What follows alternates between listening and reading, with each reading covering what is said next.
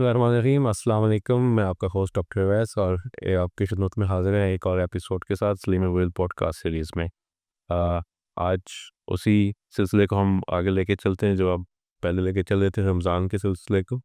और आज भी रमज़ान और प्रेगनेंसी से रिलेटेड हम बात करेंगे। आज जिस शख्सियत को हमने दावत दी है अपने पॉडकास्ट के लिए, doctor Farah Siddiq. She is working as consultant gynaecologist at Salim memorial hospital.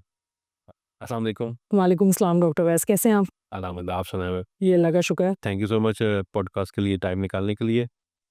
हम एक सीरीज़ चला रहे हैं जिसमें हम मुख्तलिफ़ सवालात और मुख्तलिफ़ माहिरीन से जानने की कोशिश करते हैं कि लोग रमज़ान की फ़जीलत से कैसे भरपूर फ़ायदा उठा सकते हैं और अपनी सेहत का ख्याल भी कैसे रख सकते हैं। तो आज मैं ये जानना चाहूँगा कि जो हामिला ख़वातीन रोज़ा रखेंगी या रख रही हैं और उनके रोज़े के साथ या इफ्तारी के वक्त या सहरी के वक्त या किसी भी वक्त मतली या तेज़ाबियत की बहुत शिकायत होती है, तो उसको वो कैसे मैनेज कर सकते डॉक्टर वैस, जो आपने क्वेश्चन किया है, this is a very common symptom. ये प्रेग्नेंट ख़वातीन को बहुत ज़्यादा ये मसला होता है और इसका ये मतली होना और तेज़ाबियत होना, और ये एक तो रोज़े में भी बहुत कॉमन है, प्रेगनेंसी में भी बहुत कॉमन है। और ऐसी ख़वातीन जो कि रोज़ा रखना चाह रही हैं और रोज़ा रख रही हैं, तो वो ज़ाहिर बात है इस चीज़ से बहुत डरती हैं कि जी हमें कहीं वॉमिटिंग या बहुत ज़्यादा तेज़ाबियत तो नहीं हो जाएगी। तो इसके लिए सिंपल सॉल्यूशंस हैं। एक तो यही है कि हमने बहुत ज़्यादा अपनी सहरी और अफ्तारी को सादा रखना है। जितना हम सिंपल रखेंगे उतना ही हम इस चीज़ से बच सकते हैं। और वो ये किया जा सकता है कि सहरी में भी उन्होंने ये नहीं है कि बहुत ज़्यादा मुरगन ग़िज़ाएँ या फ्राइड आइटम्स या बहुत पराठे जो हैं वो यूज़ करने हैं, बल्कि ग़िज़ा ऐसी होनी चाहिए कि जो कि ज़ू हज़म तो ना हो, हमें लो सस्टेन रिलीज़ एनर्जी दे। तो रोटी ले सकती हैं वो, साथ सालन ले सकती हैं, दही, दूध और लस्सी का इस्तेमाल करें सहरी में। अच्छा, सहरी में फ़ौरन हमारी रूटीन होती है कि जैसे ही हमने सहरी की, एक पहले भारी भरकम सहरी कर ली और उसके बाद नमाज़ पढ़ते फ़ौरन सो गए। तो वो फ़ौरन सोने से भी ये होता है कि यही रीगर्ज और तेज़ाबियत जो है वो बहुत ज़्यादा हो जाती है। तो मेरा मशवरा उनको ये होगा जो रोज़ा रखना चाह रही हैं, वो एक तो बहुत ज़्यादा भारी सहरी ना करें और यही जो मैंने चीज़ें बताई हैं वो सहरी में इस्तेमाल करें, और उसके बाद नमाज़ पढ़ने के बाद फ़ौरन सोने का ना करें, थोड़ी देर लगाएँ और आधा घंटा अगर वो चहलकदमी कर सकती हैं तो बहुत अच्छी बात है। अगर नहीं कर सकती तो अपने रूटीन के काम कर रहे हैं और थोड़ी देर के बाद लेटें, उससे उनको तेज़ाबियत नहीं होगी। फिर आ जाती है इफ्तारी। तो इफ्तारी में भी यही सिंपल यही चीज़ों को फ़ॉलो करना है कि सिंपल रखनी है इफ्तारी, क्योंकि हमारे यहाँ समोसे और पकौड़ों के बगैर समझा जाता है जी इफ्तारी जो है वो नहीं हुई, और ये बिल्कुल गलत है। उसमें उन्होंने ये करना है कि उन्होंने खजूरें लेनी है और पानी के साथ रोज़ा इफ्तार कर लेना है। उसके बाद फिर वही वाली बात कि अपनी नॉर्मल एक्टिविटी करें, नमाज़ पढ़ें। और खाना जो हम लोग बहुत ये करते हैं कि बहुत लेट एट नाइट, पहले एक भारी इफ्तारी के बाद जब खाना 10 बजे खाते हैं और उसके बाद फिर सोने का टाइम आ जाता है, तो वो भी अगेन तेज़ाबियत बहुत ज़्यादा करता है। तो खाना टाइम से खाएँ, हल्का खाएँ, उसमें आपके सब्ज़ियाँ, फल, गोश्त, अंडे ये चीज़ें सारी शामिल हों, लेकिन फ्राइड आइटम्स अगेन नहीं होंगी, बहुत चटपटी चीज़ें नहीं होंगी, फ़िज़ी ड्रिंक्स नहीं हों, कैफ़ीन वाले आइटम्स ना हों, यानी कि चाय, कॉफ़ी, इस तरह की चीज़ों को कम करें। और टाइम से खाना खाने के बाद हल्की चहलकदमी के बाद जो है वो सो जाएँ। अच्छा, कुछ ख़वातीन होंगी जिनको शायद इन सारी चीज़ों से भी फ़र्क नहीं पड़ेगा, तो उनके लिए मेरा मशवरा होगा कि वो फिर अपने डॉक्टर्स को कंसल्ट करें।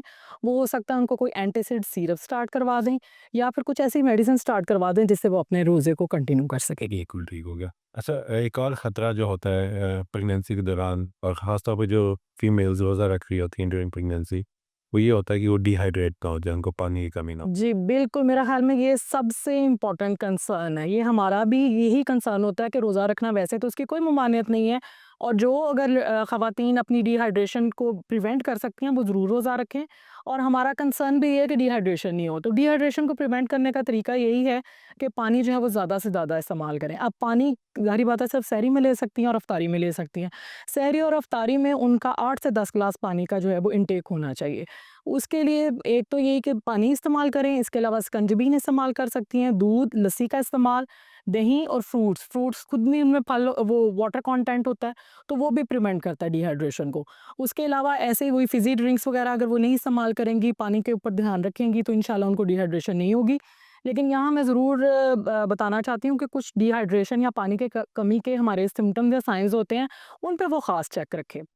जैसा कि ये कि एक तो पेशाब की रंगत बहुत ज़्यादा डार्क हो जाना या उसमें कमी हो जाना, यूरिन कम आना या डार्क कलर यूरिन हो जाना, बहुत ज़्यादा जो है थकावट महसूस होना, चक्कर आना, और मसल क्रैम्प्स बहुत कॉमन है।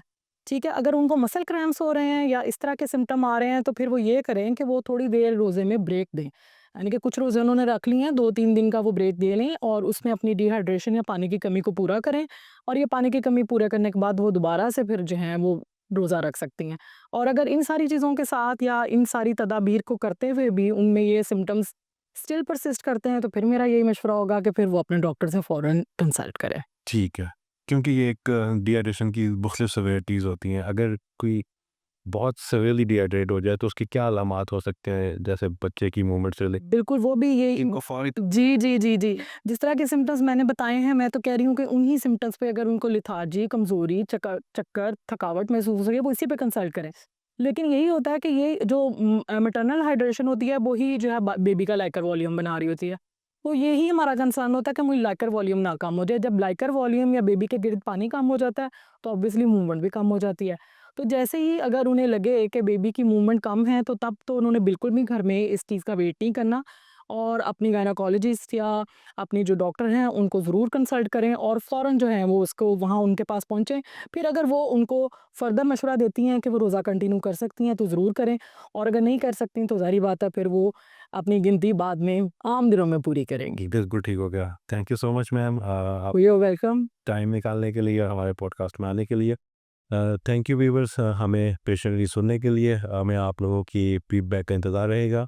आई होप कि ये सीरीज़ आपको पसंद आ रही होगी। अपने फीडबैक से हमें ज़रूर आगाह कीजिएगा। अगर आप लोगों के कोई भी क्वेश्चन हो तो आप कमेंट बॉक्स में ज़रूर लिखिए। Thank you so